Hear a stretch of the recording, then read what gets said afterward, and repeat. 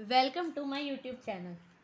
कल मैंने आपको मॉडर्न हिस्ट्री के बारे में बताया था, जिसमें बंगाल का विभाजन हमने पढ़ा था। Partition of Bengal. बंगाल का विभाजन कब हुआ था? 16 अक्टूबर 1905 में बंगाल का विभाजन हुआ था। बंगाल के विभाजन से लोग बहुत नाखुश थे। एक्चुअली जो ईस्ट बंगाल है, पूर्वी बंगाल है, ये मुसलमानों को दिया गया था और पश्चिमी बंगाल हिंदुओं को दिया गया था।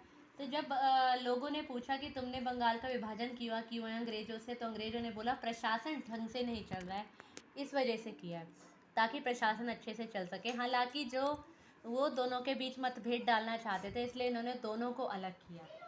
ठीक है। पूर्वी बंगाल में मुसलमानों को जगह दी गई थी, तो लोगों ने इसे शोक दिवस के रूप में मनाया था।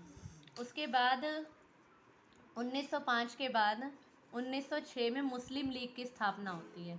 मुस्लिम लीग की स्थापना जिसका अध्यक्ष किसको चुना जाता है? मोहम्मद अली जिन्ना को। मुस्लिम लीग की स्थापना होती है और अध्यक्ष होते हैं मोहम्मद अली जिन्ना।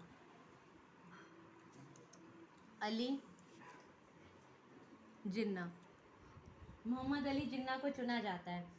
ठीक है। तो जब मोहम्मद अली जिन्ना को अध्यक्ष चुना जाता है, तो ये थोड़ा सा ये इसलिए किया जाता है मुस्लिम लीग की स्थापना, क्योंकि अक्टूबर के बाद अगले साल जो अगस्त में रक्षाबंधन का त्यौहार आता है, तो हिंदू मुस्लिम अपने आप को एक दिखाने के लिए रक्षाबंधन का त्यौहार मनाते हैं।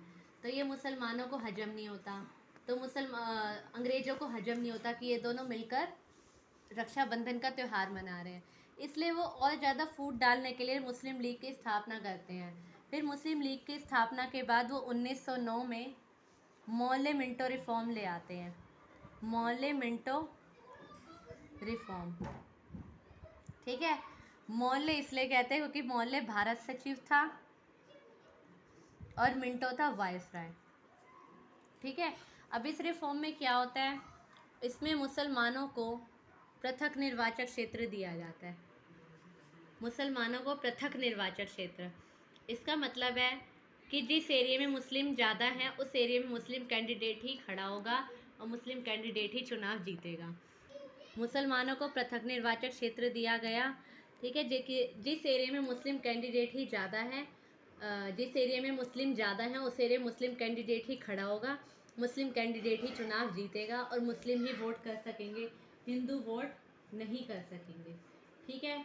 तो ये सब है ना, ये मुस्लिम लीग और ये सब चीज़ें ना इन्हीं चीज़ों से लगने लगता है मुस्लिमों को कि अंग्रेज़ हमारे लिए बहुत अच्छे हैं, बहुत सगे हैं।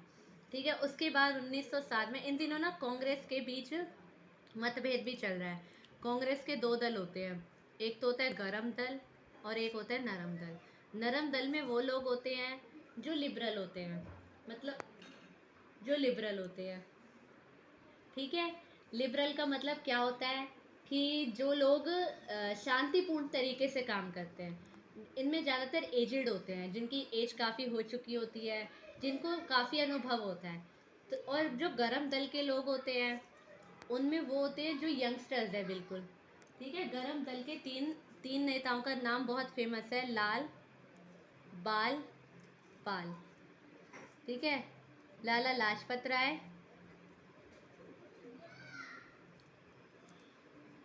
बाल गंगाधर तिलक और विपिन चंद्र पाल। ये तीनों नाम बहुत फेमस है, विपिन चंद्र पाल। ठीक है। कांग्रेस अब इनको ना जो पूरी तरह डिवाइड होता है 1907 में, क्योंकि जो नरम दल के लोग होते हैं वो कहते हैं हम शांतिपूर्ण तरीके से अपनी बात मनवाएंगे, और जो गरम दल के लोग होते हैं वो ये कहते हैं कि ना हम है ना इनसे छीनेंगे अपनी आज़ादी, क्योंकि वो हमारा अधिकार है। इस वजह से इन दोनों के बीच मतभेद रहते हैं। तो इनका सूरत वाला जो कांग्रेस का सेशन होता है, इसमें इन दोनों का विभाजन हो जाता है। कांग्रेस दो ग्रुप में बढ़ जाता है, तो गरम दल और नरम दल। ठीक है। अब कांग्रेस दो ग्रुप में बढ़ चुका है। ठीक है। और इसमें जो अध्यक्षता होती है ना, रास बिहारी घोष, जो इसकी अध्यक्षता होती है वो रास बिहारी घोष ने की होती है। ठीक है। रास बिहारी घोष अध्यक्षता में सूरत का विभाजन हो जाता है। ठीक है। अब जो मुस्लिम लीग की स्थापना मैंने आपको बताया था हुई थी, वो ढाका में हुई थी, ठीक है। अब 1909 के बाद अब हमारा आता है मौले मिंटो रिफॉर्म आ गया। अब 1911 में क्या हुआ था, राजधानी स्थानांतरण, राजधानी स्थानांतरण, राजधानी स्थानांतरण हुआ था, ठीक है। 1911 में राजधानी स्थानांतरण हुआ था, क्या, बंगाल से दिल्ली राजधानी बनी थी। अब 1911 से अगर आप 1914 पे आओगे तो 1914 में प्रथम विश्व युद्ध शुरू हो चुका है, प्रथम विश्व युद्ध शुरू हो चुका है। प्रथम विश्व युद्ध में कितनी 37 कंट्रीज ने पार्टिसिपेट किया था प्रथम विश्व युद्ध में, ठीक है।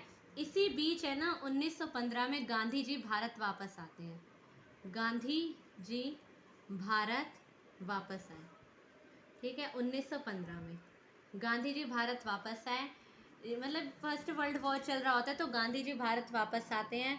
तो गांधी जी ओल्ड एज होते हैं, इस वजह से ऑब्वियसली वो कौन सा ग्रुप चूज़ करेंगे, नरम दल। तो गांधी जी नरम दल के सदस्य बनते हैं, ठीक है, नरम दल के सदस्य बनते हैं। तो गांधी जी ना इससे पहले साउथ अफ्रीका में अंग्रेज़ों को झुका कर आए होते हैं, कहीं ना कहीं उन्हें पता होता है कि अंग्रेज़ों को कैसे झुकाया जाए। वहाँ पे वो शांतिपूर्ण तरीके से छोटे मोटे आंदोलन करते हैं और लोग मान जाते हैं। तो यहाँ पर भी गांधी जी वही सोचते हैं, जब प्रथम विश्व युद्ध में अंग्रेज़ों को इंडियंस की ज़रूरत होती है, भारतीयों की ज़रूरत होती है, तो वो गांधी जी गरम दल के लोग गांधी जी से कहते हैं क्यों ना हम अंग्रेज़ों के सामने ये शर्त रखें कि हम तुम्हारी प्रथम विश्व युद्ध में मदद करेंगे, तुम इंडिया छोड़ के चले जाओ। लेकिन इस बात को गांधी जी नकार देते हैं, वो कहते हैं नहीं ये सही नहीं है, हम सही तरीके से काम लेंगे। वो उनकी प्रथम विश्व युद्ध में बिना किसी शर्त की मदद करते हैं, ठीक है। अब प्रथम विश्व युद्ध चल रहा है 1914 में, तो प्रथम विश्व युद्ध में क्या होता है, अंग्रेज है ना तुर्की पर आक्रमण करते हैं, तुर्की पर। अब जब तुर्की पर आक्रमण होता है तो अंग्रेज मुसलमान समझ जाते हैं, क्योंकि तुर्की एक मुस्लिम देश है, तो मुसलमान समझ जाते हैं जब अंग्रेज वहाँ के मुस्लिमों के सगे नहीं है तो हमारे क्या सगे होंगे। तब वो आकर हिंदुओं के साथ हाथ मिलाते हैं, ठीक है, और दोनों की दोनों मिलकर अंग्रेज़ों से लड़ने की कोशिश करते हैं। इसके बाद मैं आपको अगली वीडियो में बताऊंगी गांधी जी के आगमन के बाद से। धन्यवाद।